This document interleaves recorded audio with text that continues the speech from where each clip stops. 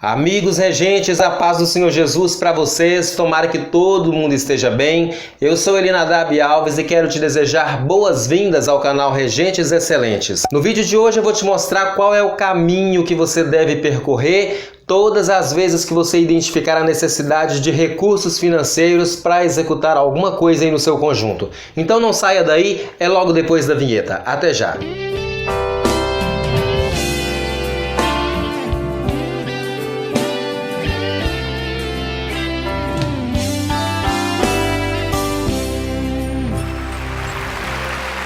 Muito bem, meus amigos regentes, outra vez nós estamos aqui com o nosso organograma. Eu devo lembrar que isso aqui é exatamente o mapa de como deve ser montada a liderança do seu conjunto, e isso não tem relação com o tamanho do conjunto, isso tem relação com qualidade.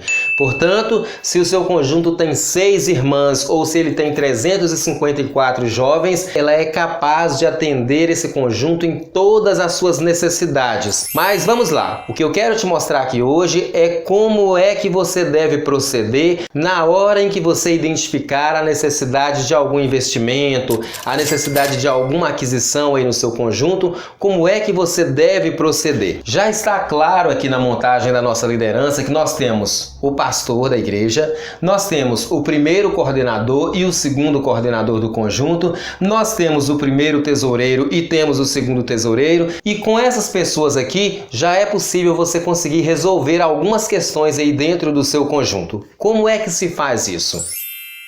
Como regente, você precisa lembrar todo dia que não é bonito, não é elegante para você ficar na porta do escritório do pastor pedindo dinheiro para A ou para B. Isso deve ser eliminado.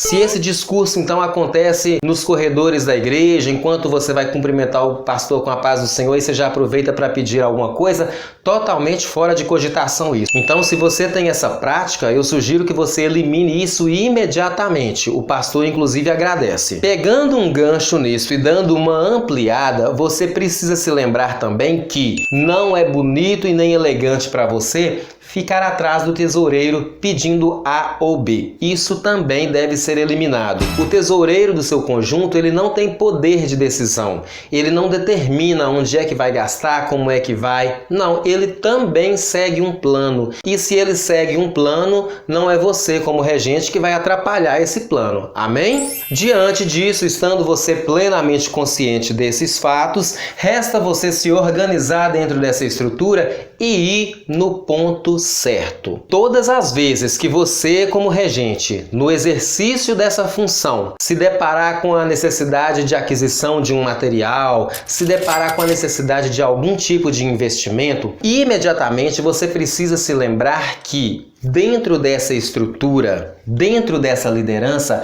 existe alguém que é qualificado para pensar, alguém que é qualificado para organizar como as coisas acontecem.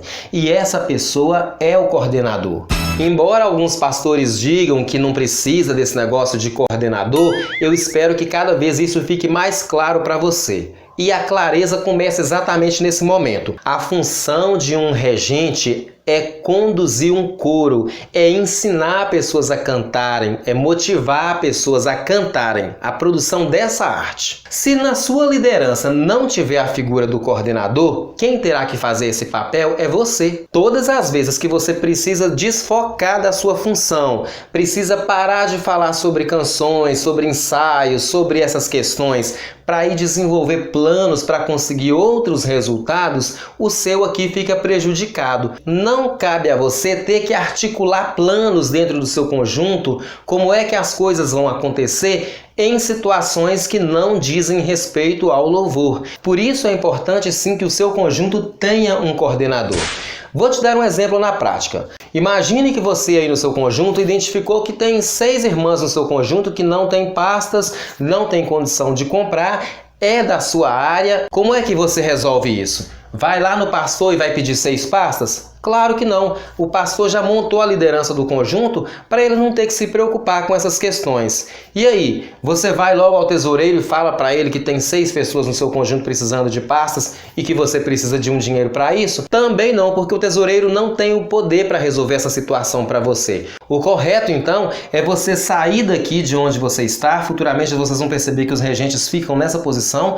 Você vai sair daqui e vai até o coordenador do seu conjunto. Eli, eu falo com o primeiro coordenador ou com o segundo coordenador? Com o primeiro coordenador. Você vai falar com o primeiro coordenador o que está acontecendo lá dentro do seu conjunto. E no momento de fazer essa comunicação, uma coisa que precisa ser muito gritante aos seus ouvidos é a necessidade de abandonar o amadorismo. Principalmente em igrejas pequenas, principalmente em conjuntos pequenos, é muito natural que as pessoas comecem a misturar as coisas. Em nome da amizade que acontece ali entre as pessoas, elas acabam ficando muito próximas e essa proximidade, nesses casos, acaba gerando prejuízo. Por quê? Porque quando você traz essa proximidade carregada de liberdade para dentro de uma estrutura dessa, se você não ficar atento, a pessoa não consegue te respeitar, ela não consegue falar com você com o grau de seriedade que é necessário. Quando eu falo abandonar o amadorismo, eu estou te convidando a pensar o quanto é importante que as relações sejam diferentes.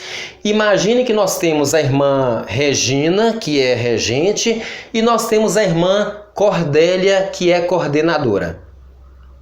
A irmã Regina conversando com a irmã Cordélia é uma coisa.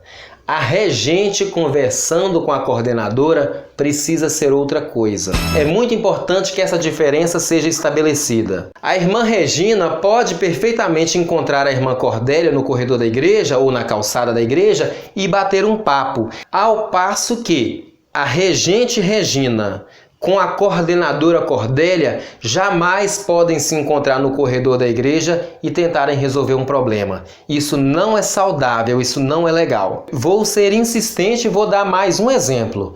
A irmã Regina, para bater um papo, para bater um dedo de prosa com a irmã Cordélia, talvez elas não precisem de um agendamento.